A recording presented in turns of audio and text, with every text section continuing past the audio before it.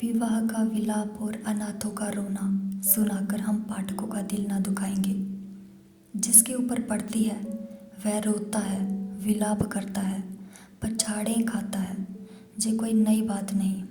हाँ, अगर आप चाहें तो कल्याणी की उस घोर मानसिक यातना का अनुमान कर सकते हैं जो उसे इस विचार से हो रही थी कि मैं ही अपने प्राणाधार की घातिका हूँ। वे वाक्य जो क्रोध के आवेश में उसके असंयत मुख से निकले थे, अब उसके हृदय को वानों की भांति छेद रहे थे। अगर पति ने उसकी गोद में कराह कराह कर प्राण त्याग दिए होते तो उसे संतोष होता कि मैंने उनके प्रति अपने कर्तव्य का पालन किया। शोकाकुल हृदय को इससे ज़्यादा सांत्वना और किसी बात से नहीं होती। उसे इस विचार से कितना संतोष होता कि मेरे स्वामी मुझसे प्रसन्न गए। अंतिम समय तक उनके हृदय में मेरा प्रेम बना रहा। कल्याणी को ये संतोष न था। वह सोचती थी, हाँ, मेरे 25 वर्ष की तपस्या निष्फल हो गई। मैं अंत समय अपने प्राणपति के प्रेम के वंचित हो गई। अगर मैंने उन्हें ऐसे कठोर शब्द ना कहे होते तो वह कदापि रात को घर से ना जाते। ना जाने उनके मन में क्या क्या विचार आए हों। उनके मनोभावों की कल्पना करके और अपने अपराध को बढ़ा बढ़ा कर वह आठों पहर कूटती रहती थी। जिन बच्चों पर वह प्राण देती थी अब उनकी सूरत से चिढ़ती। इन्हीं के कारण मुझे अपने स्वामी से रार मोल लेनी पड़ी। यही मेरे शत्रु हैं। जहाँ आठों पहर कचहरी सी लगी रहती थी वहाँ अब खाक उड़ती है। वह मेला ही उठ गया। जब खिलाने वाला ही ना रहा तो खाने वाले कैसे पड़े रहते। धीरे धीरे 1 महीने के अंदर सभी भांजे भतीजे विदा हो गए, जिनका दावा था कि हम पानी की जगह खून बहाने वालों में से हैं। वे ऐसा सरपट भागे कि पीछे फिरकर भी ना देखा। दुनिया ही दूसरी हो गई। जिन बच्चों को देखकर प्यार करने को जी चाहता था उनके चेहरे पर अब मक्खियाँ भिनभिनाती थी। ना जाने वह कांति कहाँ चली गई। शोक का आवेग कम हुआ तो निर्मला के विवाह की समस्या उपस्थित हुई। कुछ लोगों की सलाह हुई कि विवाह इस साल रोक दिया जाए, लेकिन कल्याणी ने कहा, इतनी तैयारियों के बाद विवाह को रोक देने से सब किया धरा मिट्टी में मिल जाएगा और दूसरे साल फिर यही तैयारियां करनी पड़ेंगी जिसकी कोई आशा नहीं। विवाह कर ही देना अच्छा है। कुछ लेना देना तो है ही नहीं। बारातियों के सेवा सत्कार का काफ़ी सामान हो चुका है। विलंब करने में हानि ही हानि है। अतएव महाशय बालचंद्र को शक सूचना के साथ ये संदेश भी भेज दिया गया। कल्याणी ने अपने पत्र में लिखा, इस अनाथिनी पर दया कीजिए और डूबती हुई नाव को पार लगाइए। स्वामी जी के मन में बड़ी बड़ी कामनाएं थी, किंतु ईश्वर को कुछ और ही मंजूर था। अब मेरी लाज आपके हाथ है। कन्या आपकी हो चुकी। मैं लोगों के सेवा सत्कार करने को अपना सौभाग्य समझती हूँ, लेकिन यदि इसमें कुछ कमी हो, कुछ त्रुटि पड़े तो मेरी दशा का विचार करके क्षमा कीजिएगा। मुझे विश्वास है कि आप इस अनाथिनी की निंदा ना होने देंगे। आदि। कल्याणी ने ये पत्र डाक से ना भेजा, बल्कि पुरोहित से कहा, आपको कष्ट तो होगा पर आप स्वयं जाकर ये पत्र दीजिए और मेरी ओर से बहुत विनय के साथ कहिएगा कि जितने कम आदमी आए उतना ही अच्छा। यहाँ कोई प्रबंध करने वाला नहीं है। पुरोहित मोटेराम जी संदेश लेकर तीसरे दिन लखनऊ जा पहुँचे। संध्या का समय था। बाबू बालचंदर दीवान खाने के सामने आराम कुर्सी पर नंग धड़ंग लेटे हुए हुक्का पी रहे थे। बहुत ही स्थूल ऊंचे कद के आदमी थे। ऐसा मालूम होता था कि काला देव है या कोई हबशी अफ्रीका से पकड़ कर आया है। सिर से पैर तक एक ही रंग था, काला। चेहरा इतना स्याह था कि मालूम ना होता था कि माथे का अंत कहाँ है, सिर का आरंभ कहाँ। बस कोयले की एक सजीव मूर्ति थी। आपको गर्मी बहुत सताती थी। 2 आदमी खड़े पंखा जल रहे थे। उस पर भी पसीने का तार बंधा हुआ था। आपकी आबकारी के विभाग में एक ऊंचे ओहदे पर थे। 500 रुपये वेतन मिलता था। ठेकेदारों से खूब रिश्वत लेते थे। ठेकेदार शराब के नाम पानी बेचे, 24 घंटे दुकान खुली रखे। आपको केवल खुश रखना काफ़ी था। सारा कानून आपकी खुशी थी। इतनी भयंकर मूर्ति थी कि चांदनी रात में लोग उन्हें देखकर सहसा चौंक पड़ते थे। बालक और स्त्रियां ही नहीं, पुरुष तक सहम जाते थे। चांदनी रात इसीलिए कहा गया कि अंधेरी रात में तो उन्हें कोई देख ही नहीं सकता था। श्यामलता अंधकार में विलीन हो जाती थी। केवल आंखों का रंग लाल था, जैसे पक्का मुसलमान 5 बार नमाज पढ़ता है। वैसे ही आप भी 5 बार शराब पीते थे। मुफ्त की शराब तो काजी को हलाल है। फिर आप तो शराब के अफसर थे। जितनी चाहे पिए, कोई हाथ पकड़ने वाला ना था। जब प्यास लगती शराब पी लेते। जैसे कुछ रंगों में परस्पर सहानुभूति है, उसी तरह कुछ रंगों में परस्पर विरोध है। लालिमा के संजोग से कालिमा और भी भयंकर हो जाती थी। बाबू साहब ने पंडित जी को देखते ही कुर्सी से उठकर कहा, अक्खा आप हैं? आइए आइए, धन्यवाद। अरे कोई है? कहाँ चले गए सब के सब? जगड़ू, गुरदीन, छकोड़ी, भवानी, राम गुलाम कोई है क्या? सब के सब मर गए? चलो राम गुलाम, भवानी, छकोड़ी, गुरदीन, जगड़ू कोई नहीं बोलता, सब मर गए। दर्जन भर आदमी हैं, पर मौके पर एक की भी सूरत नहीं नजर आती। ना जाने सब कहाँ गायब हो जाते हैं। आपके वास्ते कुर्सी लाओ। बाबू साहब ने जे 5 नाम कई बार दोहराए, लेकिन जे ना हुआ कि पंखा जलने वाले दोनों आदमियों में से किसी को कुर्सी लाने को भेज देते। 3-4 मिनट के बाद एक काना आदमी खांसता हुआ आकर बोला, सरकार, इतना की नौकरी हमार कीन ना होई। कहाँ तक उधार बाड़ी ले ले खाई, मांगत मांगत थेथर होए गए ना। भाल, बको मत, जाकर कुर्सी लाओ। जब कोई काम करने की कहा गया तो रोने लगता है। कहिए पंडित जी, वहाँ सब कुशल है? मोटेराम, क्या कुशल कहूँ बाबूजी, अब कुशल कहाँ, सारा घर मिट्टी में मिल गया। इतने में कहार ने एक टूटा हुआ चीड़ का संदूक लाकर रख दिया और बोला, कुर्सी मेज हमारे उठाए नहीं उठत है। पंडित जी शर्माते हुए डरते डरते उस पर बैठे कि कहीं टूट ना जाए, और कल्याणी का पत्र बाबू साहब के हाथ में रख दिया। बाल, अब और कैसे मिट्टी में मिलेगा? इससे बड़ी और कौन विपत्ति पड़ेगी? बाबू उदय भानुलाल से मेरी पुरानी दोस्ती थी। आदमी नहीं, हीरा था। क्या दिल था, क्या हिम्मत थी। आंखें पोंछकर मेरा तो जैसे दाहिना हाथ ही कट गया। विश्वास मानिए, जब से जे खबर सुनी है, आंखों में अंधेरा सा छा गया है।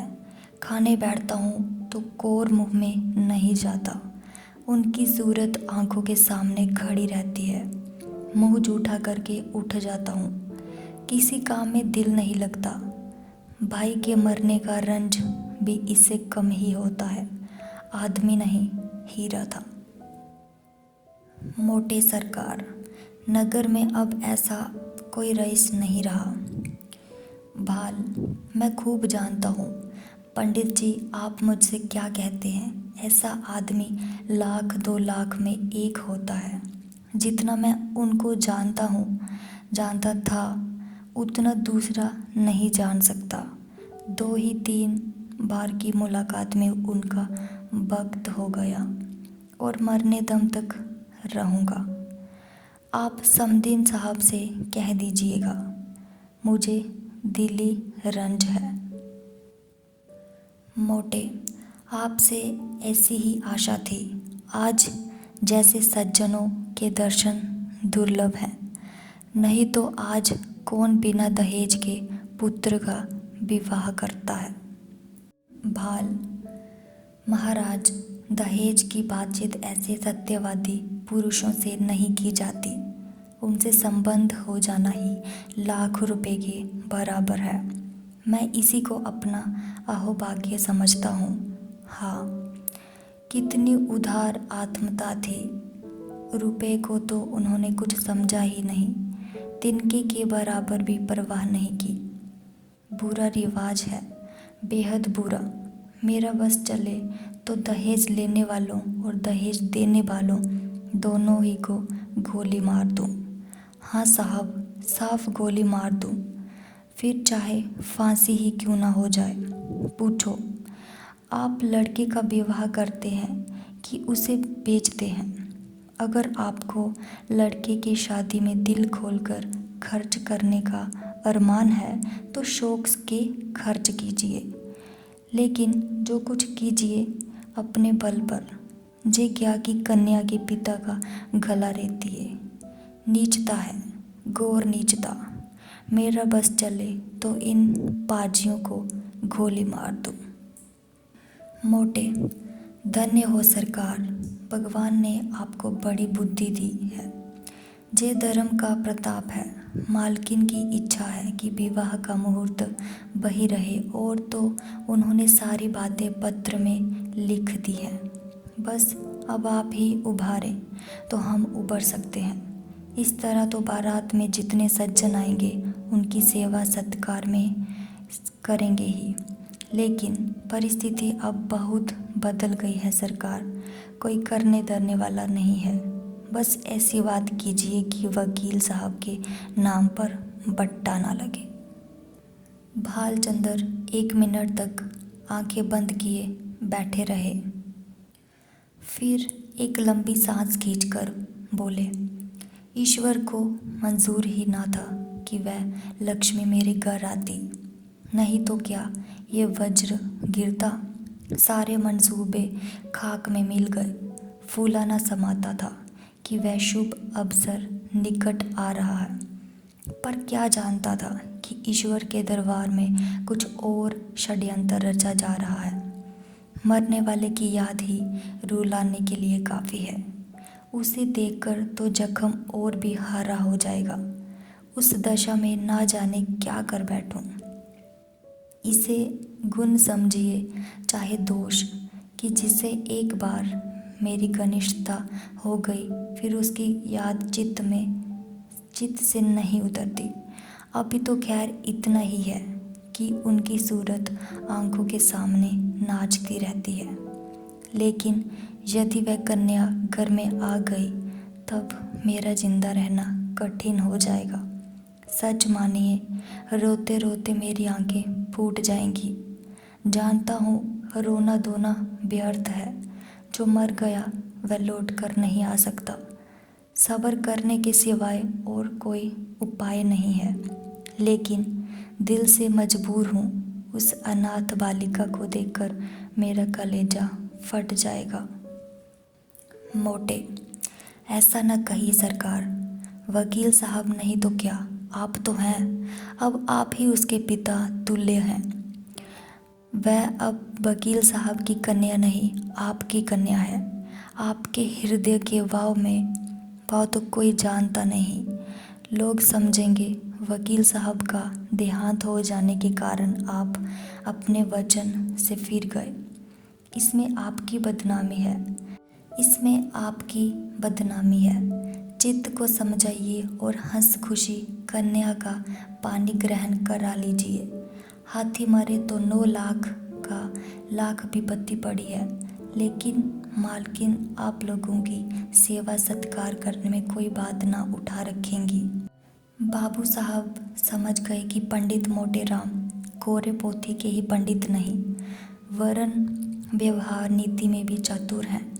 बोले, पंडित जी, हलफ से कहता हूँ, मुझे उस लड़की से जितना प्रेम है उतना अपनी लड़की से भी नहीं है। लेकिन जब ईश्वर को मंजूर नहीं है तो मेरा क्या बस है। वह मृत्यु एक प्रकार की अमंगल सूचना है जो विधाता की ओर से हमें मिली है। जे किसी आने वाली मुसीबत की आकाशवाणी है। विधाता स्पष्ट रीति से कह रहा है कि जे विवाह मंगलमय ना होगा। ऐसी दशा में आप ही सोचिए, ये संजोग कहाँ तक उचित है। आप तो विद्वान आदमी हैं, सोचिए, जिस काम का आरंभ ही अमंगल से हो उसका अंत अमंगलमय हो सकता है। नहीं, जानबूझकर मक्खी नहीं निकली जाती। समदिन साहब को समझाकर कह दीजिएगा, मैं उनकी आज्ञा पालन करने को तैयार हूँ, लेकिन इसका परिणाम अच्छा ना होगा। स्वार्थ के वंश में होकर मैं अपने परम मित्र की संतान के साथ जे अन्याय नहीं कर सकता। इस तर्क ने पंडित जी को निरुत्तर कर दिया। वादी ने जे तीर छोड़ा था जिसकी उनके पास कोई काट न थी, शत्रु ने उन्हीं के हथियार से उन पर वार किया है और वह उसका प्रतिकार ना कर सकते थे। वह अभी कोई जवाब सोच ही रहे थे कि बाबू साहब ने फिर नौकरों को पुकारना शुरू किया। अरे, तुम सब फिर गायब हो गए। झगड़ू, चकोड़ी, भवानी, गुरुदीन, राम गुलाम, एक भी नहीं बोलता। सब के सब मर गए। पंडित जी के वास्ते पानी वानी की फिक्र है। ना जाने इन सबों को कोई कहाँ तक समझे। अक्ल छू तक नहीं गई। देख रहे हैं कि एक महाशय दूर से थके मांदे चले आ रहे हैं, पर किसी को ज़रा भी परवाह नहीं। लाओ, पानी वानी रखो। पंडित जी, आपके लिए शरबत बनवाऊं या फलाहारी मिठाई मंगवा दूं? मोटे राम जी मिठाइयों के विषय में किसी तरह का बंधन ना स्वीकार करते थे। उनका सिद्धांत था कि घृत से सभी वस्तुएं पवित्र हो जाती हैं। रसगुल्ले और बेसन के लड्डू उन्हें बहुत प्रिय थे, पर शरबत से उन्हें रुचि न थी। पानी से पेट भरना उनके नियम के विरुद्ध था। सकुचाते हुए बोले, शरबत पीने की तो मुझे आदत नहीं, मिठाई खा लूँगा। वाल, फलाहारी ना। मोटे, इसका मुझे कोई विचार नहीं। वाल, है तो यही बात। छूत छात सब डकोसला है, मैं स्वयं नहीं मानता। अरे, अभी तक कोई नहीं आया। चकोड़ी, भवानी, गुरुदीन, राम गुलाम, कोई तो बोलो। अब की भी वही बूढ़ा कहार खांसता हुआ आकर खड़ा हो गया और बोला, सरकार, मोर तलब दे दीन जाए, ऐसी नौकरी मोसे ना होई। कहाँ लो दोरी दौरत दौरत गोड़ पिराए लागत है। बाल, काम कुछ करो या ना करो, पर तलब पहले चाहिए। दिन भर पड़े पड़े खांसा करो, तलब तो तुम्हारी चढ़ रही है। जाकर बाजार से एक आने की ताजी मिठाई ला दौड़ता हुआ जा। कहार को जे हुक्म देकर बाबू साहब घर में गए और स्त्री से बोले, वहाँ से एक पंडित जी आए हैं, जे खत लाए हैं, जरा पढ़ो तो। पत्नी जी का नाम रंगीली बाई था। गोरे रंग की प्रसन्न मुख महिला थी। रूप और यौवन उनसे विदा हो रहे थे, पर किसी प्रेमी मित्र की भांति मचल मचल कर 30 साल तक जिसके गले से लगे रहे उसे छोड़ देना बनता था। रंगीली बाई बैठी पान लगा रही थी। बोली, कह दिया ना कि हमें वहाँ ब्याह करना मंजूर नहीं। बाल, हाँ कह तो दिया, पर मारे संकोच के मुंह से शब्द ना निकलता था। झूठ मूठ का होला करना पड़ता।